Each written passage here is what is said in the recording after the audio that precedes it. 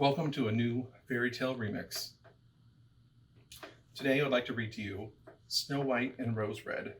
Remember, you can get a copy of these fairy tales from Project Gutenberg, and you can remix and rewrite them to your heart's content. I highly recommend you do so. Today, but let's get to the story. There was once a poor widow who had lived in a lonely cottage. In front of the cottage was a garden wherein stood two rose trees, one of which bore white and the other red roses. She had two children who were like the two rose trees, and one was called Snow White and the other Rose Red. They were as good and happy, as busy and cheerful as ever two children in the world were. Only Snow White was more quiet and gentle than Rose Red. Rose Red liked better to run about in the meadows and fields, seeking flowers and catching butterflies. But Snow White sat at home with her mother and helped her with her housework or read to her when there was nothing to do. The two children were so fond of another that they always held each other by the hand when they went out together. And when Snow White said, "We will not leave each other," Rose Red answered, "Never so long as we live." And their mother would add, "What one has, she must share with the other." They often ran about the forest alone and gathered red berries, and no beast did them any harm, but came close to them trustfully. The little hare would eat a cabbage leaf out of their hands, a doe grazed by their side, the stag leapt merrily by them, and the birds sat still upon the boughs and sang whatever they knew. No mishap took them. If they had stayed too late in the forest and night came on, they laid themselves down near one another upon the moss and slept until morning, and their mother knew this and had no distress on their account. Once, when they had spent the night in the wood and the dawn had roused them, they saw a beautiful child in a shining white dress sitting near their bed. He got up and looked quite kindly at them, but said nothing and went away into the forest. And when they looked around, they found that they had been sleeping quite close to a precipice, and would certainly have fallen into it in the darkness if they had gone only a few paces further. And their mother told them that it must have been the angel who watches over good children. Snow White and Rose Red kept their little mother's cottage so neat that it was a pleasure to look inside it. In the summer, Rose Red took care of the house, and every morning laid a wreath of flowers by her mother's bed before she woke, in which was a rose from each tree. In the winter, Snow White lit the fire and hung the kettle. The kettle was of copper and shined like gold, so brightly was it polished. In the evening, when the snowflakes fell, the mother said, "Go, Snow White, and bolt the door." And they sat around the hearth, and the mother took her spectacles and read out loud of a large book, and the two girls sat and listened. And close by lay a lamb upon the floor, and behind them, upon a perch, sat a white dove with its head beneath its wings. One evening, as they were thus sitting comfortably together, someone knocked at the door, as if he wished to be let in. The mother said, "Quick, Rose Red, open the door. It must be a traveler who is seeking shelter." Rose Red went and pushed back the bolt, thinking that it was a poor man, but it was not. It was a bear that stretched his broad, black head within the door. Rose Red screamed and sprang back. The lamb bleated, the dove fluttered, and Snow White hid herself behind her mother's bed. But the bear began to speak and said, "Do not be afraid. I will do you no harm. I am half frozen and only want to warm myself a little beside you." "Poor bear," said the mother, "lie down by the fire. Only take care of that you do not burn your coat." Then she cried, "Snow White, Rose Red, come out. The bear will do you no harm." So they both came out, and by the lamb and the dove came nearer and were not afraid of him. The bear said, "Here, children, knock the snow out of my coat a little." So they brought the broom and swept the bear's hide clean, and he stretched himself by the fire and growled contentedly and comfortably. It was not long before they grew comfortable at home and played tricks with their clumsy guest. They tugged his hair with their hands, put their feet upon his back and rolled him about. Or they took a hazel switch and beat him, and when he growled, they laughed. But the bear took it all in good part. Only when they were too rough, he called out, "Leave me alive, children. Snow White, Rosy Red, will you beat your lover dead?" When it was bedtime and the others went to bed, the mother said to the bear, "You can lie here by the hearth, and then you will be safe from the cold and the bad weather." As soon as the day dawned, the children let him out, and he trotted across the snow into the forest. Henceforth, the bear came every evening at the same time, laid himself down by the hearth, and let the children amuse themselves with him as much as they liked, and they got so used to him that the doors were never fastened until their black friend had arrived. When spring had come and all the outside was green, the bear said one morning to Snow White, "Now I must go away, and cannot come back for the whole summer." "Where are you going then, dear bear?" asked Snow White. "I must go into the forest and guard my treasure from the wicked dwarfs.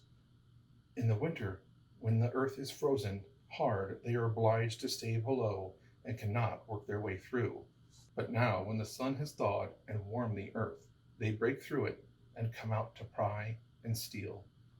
And what they get into their hands and in their caves does not easily see daylight again." Snow White was quite sorry for his going away, and as she unbolted the door for him, and the bear was hurrying out, he caught against the bolt, and a piece of his hairy coat was torn off, and it seemed to Snow White as if she had seen the gold shining through it, but she was not sure about it. The bear ran away quickly, and was soon out of sight behind the trees. A short time afterwards, the mother sent her children into the forest to get firewood. They found a big tree which lay felled on the ground, and close by the trunk something was jumping backwards and forwards in the grass, but they could not make out what it was. When they came nearer, they saw a dwarf with an old withered face and a snow white beard a yard long. The end of the beard was caught in a crevice of the tree, and the little fellow was jumping backwards and forwards like a dog tied to the rope, and did not know what to do. He glared at the girls with his fiery red eyes and cried, "Why do you stand there? Can you not come here and help me?" "What are you about there, little man?" asked Rose Red. "You stupid prying goose," answered the dwarf.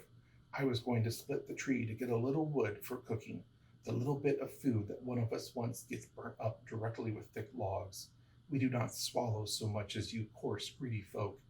I had just driven the wedge safely in, and everything was going as I wished, but the wretched wood was too smooth and suddenly sprang asunder, and the tree closed so quickly that I could not pull out my beautiful white beard. So now it is tight in, and I could not get away. And the silly, sleek, milk-faced things that laugh, ugh, how odious are you!" The children tried very hard, but they could not pull the beard out. It was caught too fast. "I will run and fetch someone," said Rose Red. "You senseless goose," snarled the dwarf. "Why should you fetch someone? You are already too many for me. Can you not think of something better?" "Don't be impatient," said Snow White. "I will help you," and she pulled out her scissors out of her pocket and cut off the end of the beard. As soon as the dwarf felt himself free, he laid hold of a bag which lay amongst the roots of the tree, and which was filled of gold, and lifted it up, grumbling to himself, "Uncouth people to cut off a piece of my fine beard. Bad luck to you." And then he swung the bag upon his back and went off without even once looking at the children. Some time after that, Snow White and Rose Red went to catch a dish of fish. As they came near the brook, they saw something like a large grasshopper jumping towards the water, as if it was going to leap in. They ran to it and found it was the dwarf. "Where are you going?" said Rose Red. "You surely don't want to go into the water." "I am not such a fool," cried the dwarf. "Don't you see that the accursed fish wants to pull me in?" The little man had been sitting there fishing, and unluckily the wind had twisted his beard with the fishing line.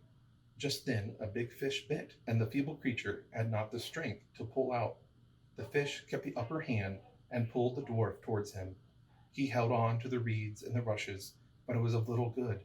He was forced to follow the movements of the fish, and was in urgent danger of being dragged into the water. The girls came just in time. They held him fast and tried to free his beard from the line, but all in vain. Beard and line were entangled fast together. Nothing was left but to bring out the scissors and cut the beard, whereby a small part of it was lost. When the dwarf saw that, he screamed out, "Is that civil, you toadstool, to disfigure one's face? Was it not enough to clip off the end of my beard? Now you have cut off the best part of it. I cannot let myself be seen by my people. I wish you had been made to run the soles off your shoes." Then he took out a sack of pearls which lay in the rushes, and without saying a word, he dragged it away and disappeared behind a stone. Again, it happened that soon afterwards, the mother sent the two children to the town to buy needles and thread and laces and ribbons. The road led them across a heath. The road led them across a span upon which huge pieces of rock lay strewn here and there. Now they noticed a large bird hovering in the air, flying slowly around and around above them. It sank lower and lower, and at last settled near a rock not far off. Directly afterwards, they heard a loud, piteous cry. They ran up and saw with horror that the eagle had seized their old acquaintance, the dwarf, and was going to carry him off. The children, full of pity, at once took tight hold of the little man and pulled against the eagle so long that at last he let his booty go. As soon as the dwarf had recovered from his first fright, he cried with his shrill voice, "Can you not have done it more carefully? You dragged at my brown coat so that it is all torn and full of holes. You helpless, clumsy creatures." Then he took a sack full of precious stones and slipped away again under the rock into his hole. The girls, who by this time were used to his thanklessness, went on their way and did their business in town.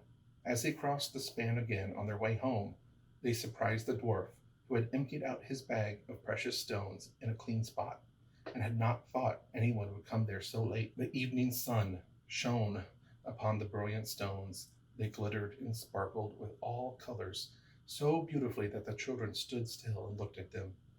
"Why do you stand gaping there?" cried the dwarf, and his ashen gray face became copper red with rage. He was going on with his bad words when a loud growling was heard, and a black bear came trotting towards them out of the forest. The dwarf sprang up in fright, but he could not get to his cave, for the bear was already close. Then, in the dread of his heart, he cried, "Dear Mr. Bear, I will give you all my treasures. Look, the beautiful jewels lying there. Grant my life. What do you want with such a slender little fellow as I? You would not feel me between your teeth. Come, take these two wicked girls. They are tender morsels for you, fat as young quails. For mercy's sake, eat them." The bear took no heed of his words, but gave the wicked creature a single blow with his paw, and the dwarf did not move again. The girls had run away, but the bear called to them, "Snow White and Rose Red, do not be afraid. Wait, I will come with you." Then they knew his voice and waited, and when he came up to them, suddenly his bear skin fell off, and he stood there, a handsome man, clothed all in gold. "I am a king's son," he said, "and I was bewitched by that wicked dwarf who had stolen my treasures. I've had to run about the forest as a savage bear until I was freed by his death. Now he has got his well-deserved punishment." Snow White was married to him, and Rose Red to his brother, and they divided between them the great treasure which the dwarf had gathered together in his cave. The old mother lived peacefully and happily with her children for many years. She took the two rose trees with her, and they stood before her window, and every year bore the most beautiful roses, white and red.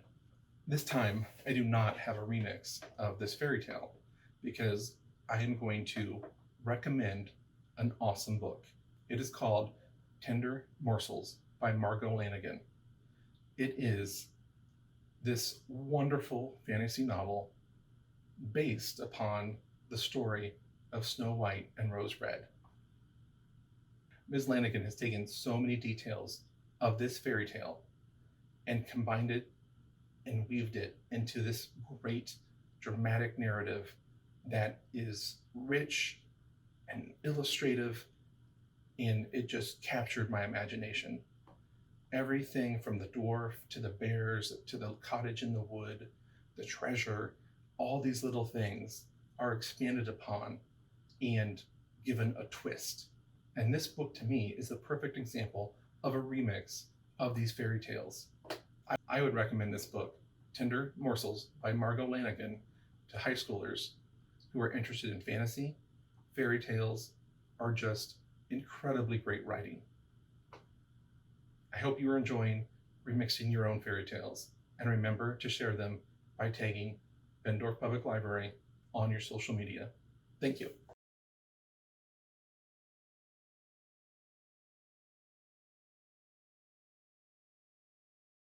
I don't understand this. Snow White and Rose Red kept their mother's little college. Snow White and Rose Red kept their blah blah blah. Snow White and Rose Red kept their mother's little